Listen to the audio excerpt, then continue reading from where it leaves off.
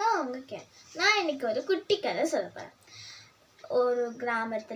ஒரு சிறிய கிராமத்தில் ஒரு குட்டி பையன் தான். அவன் பேர் அருண். அவன் எப்போவுமே என்னால் முடியாது அப்படிங்கிற வேர்டை சொல்லிக்கிட்டே இருப்பான். அப்போது ஒரு நாள் சண்டே கிளாஸ் டீச்சர் சொன்னார், இந்த மாதிரி அடுத்த வாரம் ஸ்டேஜில் எல்லாரும் ஜீசஸை பற்றி ஒரு 2 lines பேசணும் அப்படின்னு சொன்னாங்க. அப்போ அருள் ரொம்ப பயந்துக்கிட்டே வீட்டுக்கு போன பிறகு அவங்க அம்மா கிட்ட சொன்னான்னா, அம்மா அடுத்த வாரம் இந்த மாதிரி ஸ்டேஜில் ஜீசஸை பற்றி ஒரு 2 lines சொல்லணும், அதனால நான் போக மாட்டேன், எனக்கு பயமாக இருக்குது அப்படின்னு சொன்னானா. அப்போ அவங்க அம்மா ஒரு உடைந்த குடத்தை காமிச்சாங்க அம்மா. அப்போ அதில் ஒரு சிறிய கிராக் இருந்ததாம்மா. அப்போ அருள் சொன்னால் அது யூஸ்லெஸ், நம்ம பயன்படுத்த முடியாது அப்படின்னு சொன்னாங்க. அப்போ அவங்க அம்மா சிரிச்சுக்கிட்டே சொன்னாங்கன்னா, இல்லை, இதுலேருந்து ஒழுகுற அந்த தண்ணீர் அந்த பாதையில் பூக்கெல்லாம் முளைச்சிருந்தது அப்படின்னு சொன்னாங்க. அதனால் அவங்க அம்மா சொன்னாங்க, அதனால் பர்ஃபெக்டானவர்களை மட்டும் ஜீசஸ் பயன்படுத்துவார் அப்படின்னு சொல்ல முடியாது.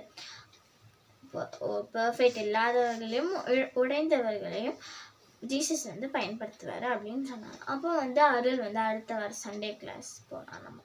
அப்போ ஸ்டேஜில் பயந்துக்கிட்டே இருந்தானா. அப்போ ஸ்டேஜில் மைக் பிடிச்சிட்டு சொன்னானா, மெதுவாக, நான் பர்ஃபெக்ட் இல்லை, ஆனால் ஜீசஸ் என்ன நேசிக்கிறாரு அப்படின்னு சொன்னாங்க.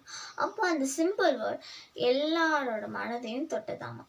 அப்போ அவங்க சண்டே கிளாஸ் டீச்சர் சொன்னாங்கன்னா, God looks at heart not perfection அப்படின்னு சொன்னாங்க. அப்போ அந்த நாள் அருள் ரொம்ப தைரியமாகவும் பலசரியும் இருந்தானாமா. அதில் என்ன கற்றுக்கிறோன்னா, பிரியமானவர்களே, காட் நம்ம பர்ஃபெக்ஷனாக இருக்கணும்னு யோசிக்கல. நம்ம உடைந்தவர்களாக இருந்தாலும் நம்மளை நேசிப்பார், நம்மளை பயன்படுத்துவார். அதே போல தான்